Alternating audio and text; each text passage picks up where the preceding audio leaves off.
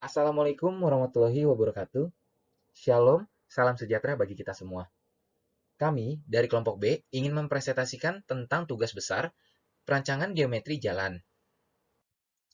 Kelompok B mendapatkan peta kontur 9.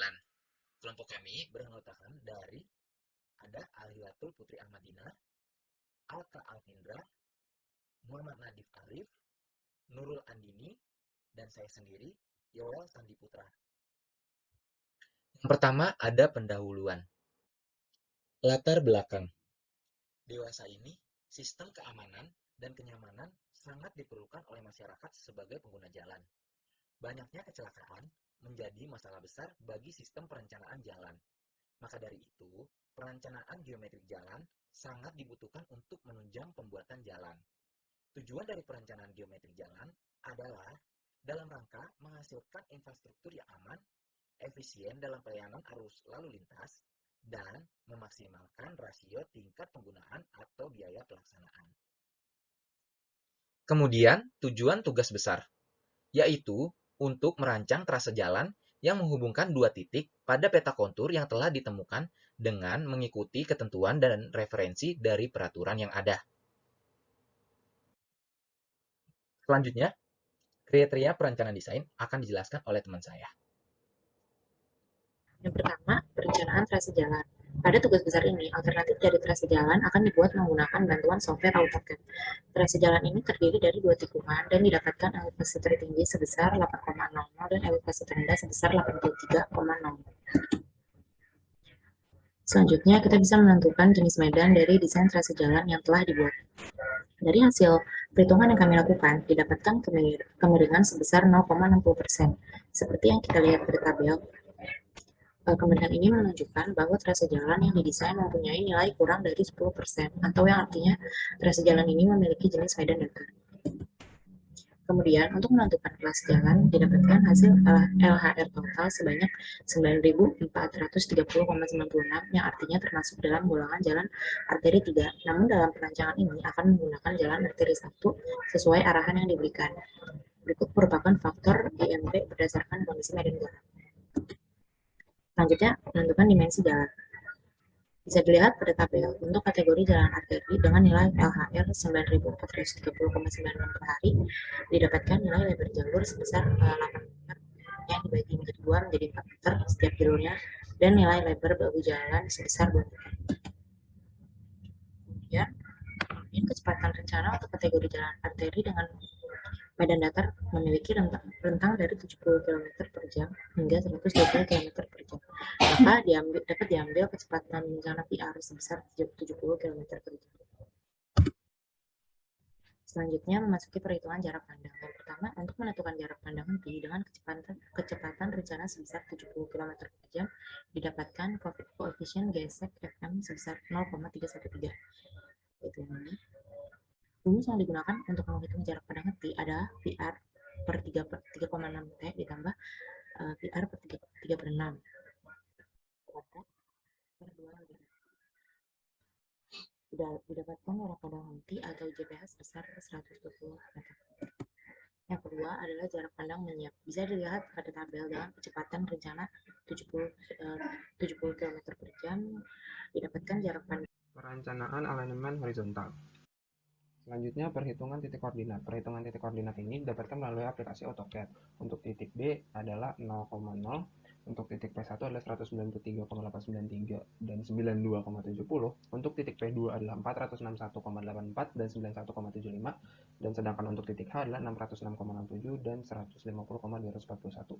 Perhitungan jarak antar titik. Untuk perhitungan jarak antar titik ini, kita menggunakan dua cara. Yang pertama adalah hasil dari AutoCAD.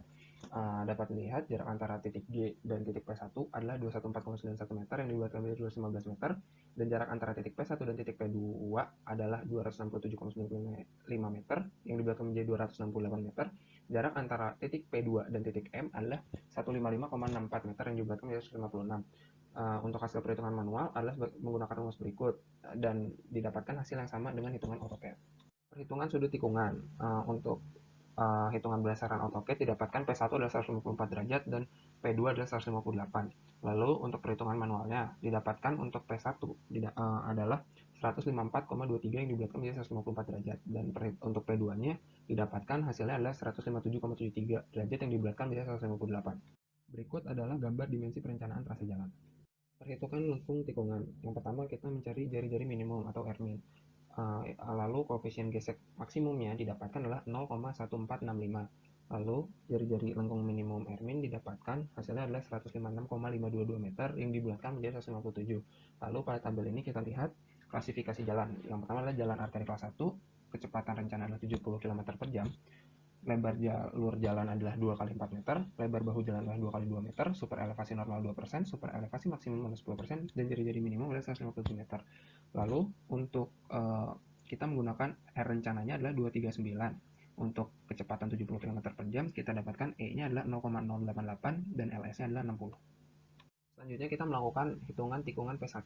Dengan data yang sudah diketahui sebagai berikut, kita menghitung perhitungan panjang lengkung spiral. Yang pertama berdasarkan waktu tempuh maksimum 3 detik untuk melintas lengkung peralihan. Kita dapatkan LS-nya sebesar 58,33. Berdasarkan antisipasi gaya sentrifugal dan pengaruh kemiringan, kita dapatkan LS-nya adalah 36,94 meter. Lalu berdasarkan kelandaian relatif maksimum, kita dapatkan hasilnya adalah 62,22 meter. Lalu diambil LS terbesar adalah 62,22 meter yang dibulatkan menjadi 70 meter. Selanjutnya kita mencari gamma S. Gamma S menggunakan rumus berikut didapatkan hasilnya 8,39 derajat. Untuk dilatasinya kita dapatkan adalah 9,22 derajat. Lalu panjang bagian tikungan LC kita dapatkan hasilnya 38,46 yang mana lebih besar dari 20 meter. Maka digunakan lengkung SCS. Untuk C-nya kita dapatkan adalah 101,54 meter, untuk YS-nya adalah 3,42 meter, untuk XS-nya adalah 69,85 meter, untuk K-nya adalah 34,98 meter, untuk P-nya adalah 1 meter, untuk TS-nya kita dapatkan 90,39 meter, untuk ES-nya adalah 7,31 meter. Lalu kita lakukan perhitungan kontrol, yang didapatkan adalah L-nya 101,54 yang mana lebih kecil dari 180,78, jadi diizinkan. Selanjutnya untuk tikungan P2 dengan data yang diketahui sebagai berikut dan perhitungan panjang lengkung spiral yang sama dengan sebelumnya, kita dapatkan LS terbesar adalah 62,22 meter yang kita bulatkan menjadi 70 meter. Lalu kita mencari gamma S untuk P2, kita dapatkan adalah 8,39 derajat, delta C-nya kita dapatkan 5,22 derajat. Lalu panjang LC kita dapatkan hasilnya adalah 21,77 meter yang mana juga lebih besar dari 20 meter, maka dipakai lengkung SCS. Untuk C-nya kita dapatkan 118,13 meter, untuk YS-nya adalah 3,42 meter, untuk XS-nya adalah 69,85 meter, untuk K-nya kita dapatkan 34,98 meter, untuk P-nya kita dapatkan 1 meter, untuk TS-nya kita dapatkan 81,63 meter, untuk ES-nya kita dapatkan 5,49 meter. Lalu kita lakukan pengecekan yang mana hasilnya adalah L sebesar 118,13 dan 2 TS-nya kita dapatkan 163,26 yang mana diizinkan. Berikut adalah gambar untuk lengkung horizontal P1 dan P2. Selanjutnya kita melakukan pemeriksaan pelebaran perkerasan. Kita dapat menggunakan rumus perhitungan pelebaran pada tikungan sebagai berikut. Untuk B aksennya kita dapatkan 2,478 meter, untuk TD-nya kita dapatkan 0,034, lalu Z-nya kita dapatkan 0,475 meter. Lalu kita masukkan ke rumus berikut, didapatkan hasilnya 7,065 meter, yang mana lebih kecil dari L-nya sama dengan 8 meter. Dengan demikian tidak diperlukan penambahan lebar tikungan pada titik P1 dan P2. Selanjutnya melakukan perhitungan kebebasan samping pada tikungan. Untuk data yang diketahui sebagai berikut, VR 70 km per jam, R-nya sama dengan 239 meter, YPH-nya 120 meter, gamma-nya adalah 14,38 derajat, lalu kita cari M-nya, dan kita dapatkan hasilnya adalah 10,91 meter. Dengan demikian, kebebasan samping pada tikungan P1 dan P2 adalah 10,91 meter. Selanjutnya, diagram super elevasi. Diagram super elevasi pada tikungan P1, kita mengetahui data yang diketahui adalah LS sama dengan 70 meter, EN sama dengan 2%, E maksimum adalah 10%, D1-nya adalah 214,91 meter, TS-nya adalah 90,39 meter. Lalu E totalnya kita dapatkan 0,12, dan A kita dapatkan hasilnya adalah 11,667 meter. Selanjutnya perhitungan titik stationing pada tikungan P1. Kita ketahui stasiun P1 adalah 0 plus 214,91 meter. Lalu kita dapatkan stasiun TS-nya adalah 0 plus 124,52 meter. Untuk stasiun SC-nya kita dapatkan 0 plus 194,52 meter. Untuk stasiun CS-nya kita dapatkan 0 plus 233,69 meter. Dan stasiun ST kita dapatkan 0 plus 303,69. Berikut adalah diagram super elevasi tikungan P1 tipe SCS. Selanjutnya diagram super elevasi untuk tikungan P2. Kita ketahui data sebagai berikut, dan kita dapatkan A-nya adalah 11,667 meter. Lalu perhitungan untuk titik stationing pada tikungan P2 kita dapatkan adalah stasiun P2-nya adalah 0 plus 482,0 meter. Untuk stasiun TS kita dapatkan 0 plus 401,27 meter. Lalu untuk stasiun SC-nya adalah 0 plus 471,27 meter. Untuk stasiun CS-nya adalah kita dapatkan 0 plus 493,04 meter. Dan untuk stasiun ST-nya kita dapatkan 0 plus 563,04 meter. Dan berikut adalah diagram super elevasi tikungan P2 tipe SCS. Selanjutnya perencanaan alinemen vertikal. Lalu kelandaian pada alinemen vertikal jalan. Untuk kelandaian minimum yang ideal adalah sebesar 0%. Lalu untuk kelandaian maksimumnya, untuk kecepatan VR 70 km per jam, didapatkan kelandaian 6,5%, yang mana rata-rata kelandaian pada trase jalan yang direncanakan adalah 0,60% sehingga diizinkan. Selanjutnya, panjang kritis suatu kelandaian. Berikut adalah tabel panjang landai kritis. Berdasarkan perhitungan awal, klasifikasi medan menunjukkan kelandaian sebesar 0,60% dengan kecepatan 70 km per jam. Panjang kritis kelandaian yang digunakan yaitu landai 5% dengan panjang landai kritis 650 meter. Selanjutnya perencanaan lengkungan. Untuk berikut adalah tabel kemiringan pada titik rencana. Lalu perhitungan lengkung vertikal cekung P1. Untuk kelandaiannya kita dapatkan adalah 0,75%, yang mana lebih kecil dari 4,5%, sehingga diizinkan. Lalu untuk JPH hitungan kita dapatkan adalah 64,925 meter yang dibuatkan menjadi 65 meter. Lalu menurut tabel bina marga untuk VR 70 km per jam dan LV minimum 950 meter. Untuk jarak pandang menyiap JPM, H1-nya adalah 1,2 meter, untuk H2-nya adalah 1,2 meter. Untuk jarak pandang henti JPH, H1-nya adalah 1,2 meter dan H2-nya adalah 0,10 meter. Berdasarkan jarak pandang di luar dan di daerah dalam lengkung S lebih besar L dengan JPM, kita dapatkan S sama dengan 217 meter, yang mana lebih besar dari LV sama dengan 50 meter. Sehingga oke, berdasarkan jarak pandang di luar dan di dalam daerah lengkung S lebih kecil dari L dengan JPM, kita dapatkan S sama dengan 40 meter dan lebih kecil dari LV sama dengan 50 meter, sehingga oke. Lalu perhitungan lengkung vertikal cekung. Untuk perhitungan LV, kita dapatkan LV yang diambil yakni 42 meter. Lalu untuk perhitungan EV-nya kita dapatkan adalah 0,039 meter. Posisi kedudukan dan elevasi di lengkung vertikal cekung stasiun 0 plus 214,91 yang PLV.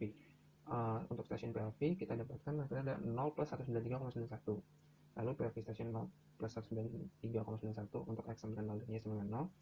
Elevasi PLV-nya kita dapatkan adalah 85,32 meter. Untuk titik antara PLV dan PPV kita dapatkan adalah 0 plus 204,41.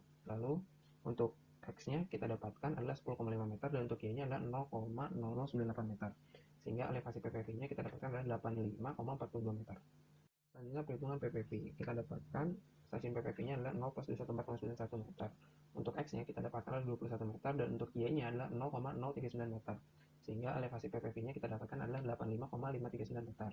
Lalu titik antara PPV dan PTV kita dapatkan adalah 0 plus 225,41. Untuk X-nya kita dapatkan adalah 10,5 meter dan untuk Y-nya adalah 0,0098 meter. Sehingga elevasinya kita dapatkan adalah 85,522 meter. Lalu untuk PTV-nya kita dapatkan adalah 0 plus 235,61. X-nya sama dengan 0 dan Y-nya sama dengan 0. Kita dapatkan elevasi PTV-nya adalah 85,525 meter. Berikut adalah gambar lengkung vertikal untuk P1. Selanjutnya perhitungan lengkung vertikal untuk cekung P2. Kelandaiannya kita dapatkan adalah 1,27%, yang mana kurang dari 45% sehingga diizinkan. Untuk JPH hitungannya kita dapatkan adalah 153,65 meter, yang kita berikan menjadi 155 meter. Dan menurut tabel bina marga untuk PR 70 km per jam dan LV minimal sama dengan 50 meter. Jarak pandang henti menyiap JPM-nya sama seperti yang P1 dan untuk jarak pandang hentinya sama juga seperti P1. Lalu untuk berdasarkan jarak pandang di luar dan di daerah dalam lengkung S lebih besar dari L dengan JPM, kita dapatkan adalah S-nya sama dengan 138,9 meter, yang mana lebih besar dari LV sama dengan 50 meter, sehingga oke. Dan berdasarkan jarak pandang di luar dan di dalam daerah lengkung S lebih kecil dari L dengan JPM, kita dapatkan S-nya adalah 106,48 meter, yang mana lebih besar dari LV-nya sama dengan 50 meter, sehingga tidak oke. Perhitungan lengkung vertikal cekung, kita dapatkan LV yang terbesar adalah 50,8 meter, dan untuk EV-nya kita dapatkan 0,081 meter. Selanjutnya posisi kedudukan dan elevasi di lengkung vertikal cekung stasiun 0 plus 517,14.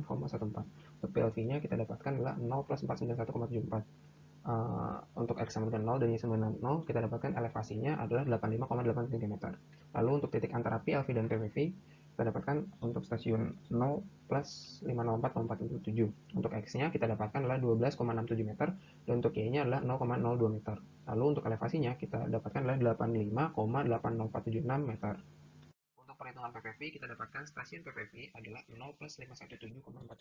Untuk X-nya kita dapatkan 25,4 meter dan untuk Y-nya adalah 0,081 meter. Sehingga elevasi PPV-nya kita dapatkan adalah 85,881 meter. Untuk titik antara PPV dan PTV kita dapatkan stasiunnya adalah 0 plus 529,64. Lalu X-nya kita dapatkan 12,5 meter dan untuk Y-nya adalah 0,02 meter. sehingga elevasinya kita dapatkan adalah 86 meter.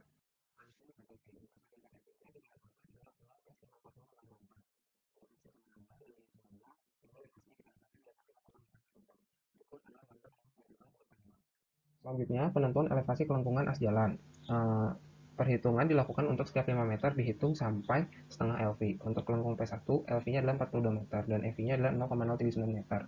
Dan untuk P2 adalah LV-nya adalah 50,8 meter dan untuk EV-nya adalah 0,081. Berikut adalah tabel untuk tabel elevasi kelengkungan as jalan lengkungan P1 dan berikut adalah tabel elevasi kelengkungan as jalan lengkung P2. Berikut adalah gambar profil tanah asli potongan memanjang jalan.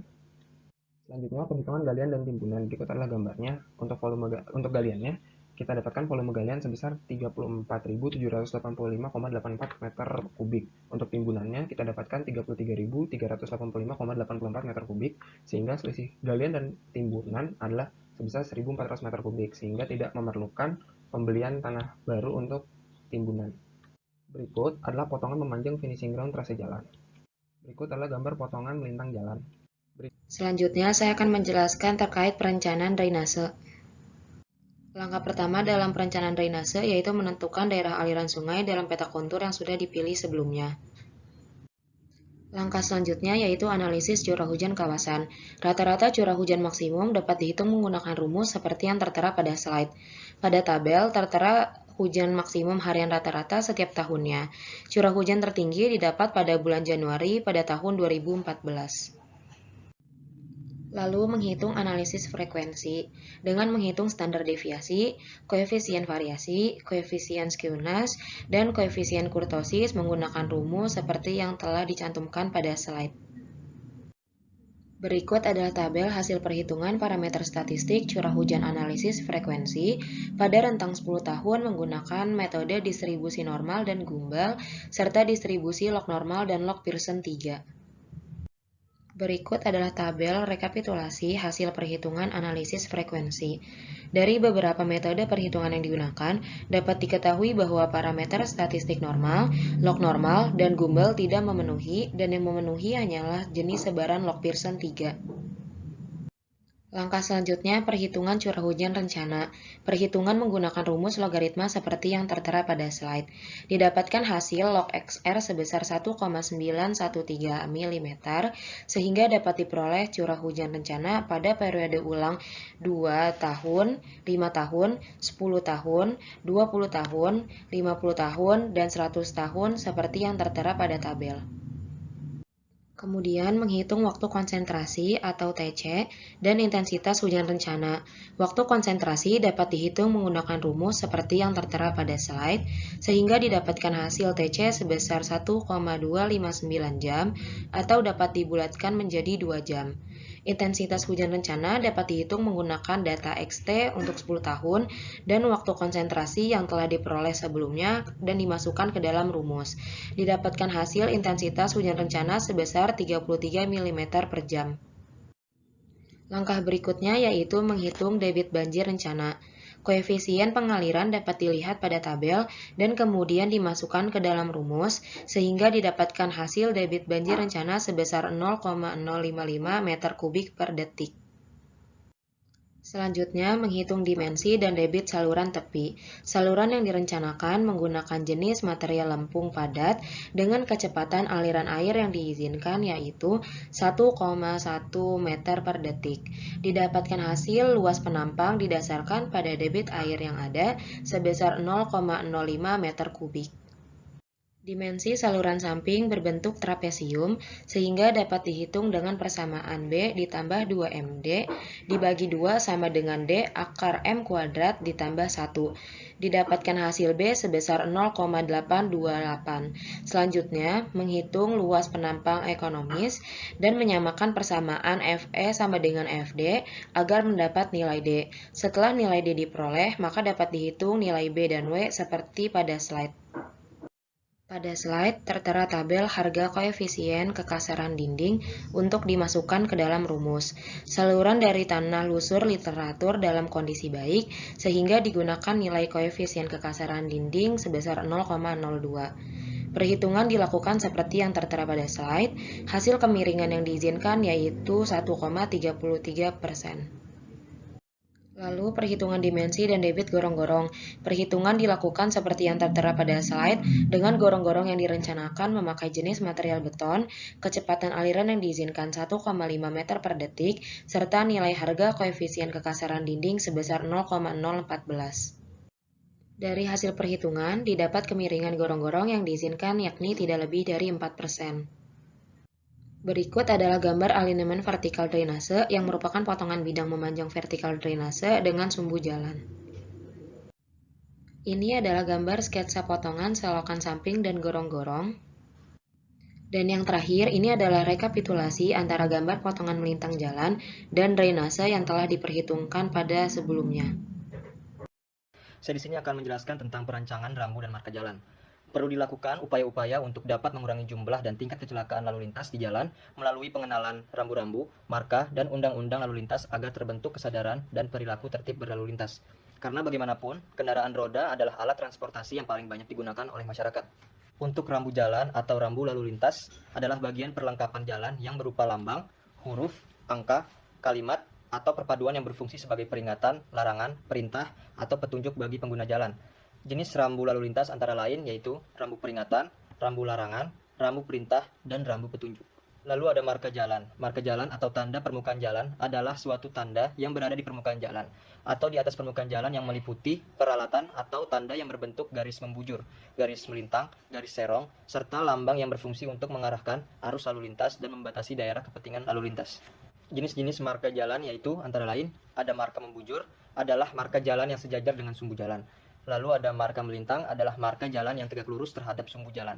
Yang ketiga ada marka serong, adalah marka jalan yang membentuk garis utuh yang tidak termasuk dalam pengertian marka membujur atau marka melintang, untuk menyatakan suatu daerah permukaan jalan yang bukan merupakan jalur lalu lintas kendaraan. Lalu yang keempat, marka lambang, adalah marka jalan berupa panah, gambar, segitiga, atau tulisan yang dipergunakan untuk mengulangi maksud rambu lalu lintas atau untuk memberitahu pengguna jalan yang tidak dapat dinyatakan dengan rambu lalu lintas. Lalu ada marka kotak kuning, adalah marka jalan berbentuk segi empat, berwarna kuning, yang berfungsi melarang kendaraan berhenti di suatu area. Lalu selanjutnya kita masuk pada analisis penempatan rambu jalan. Penempatan rambu jalan adalah sebagai berikut. Pada tabel di sini menjelaskan penempatan rambu-rambu dengan stationing di atas berguna untuk memperingati pengguna jalan tentang bagaimana keadaan jalan yang akan dilaluinya.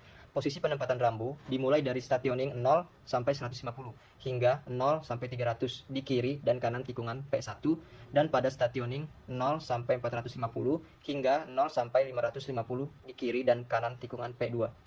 Lalu kita masuk pada analisis marka jalan.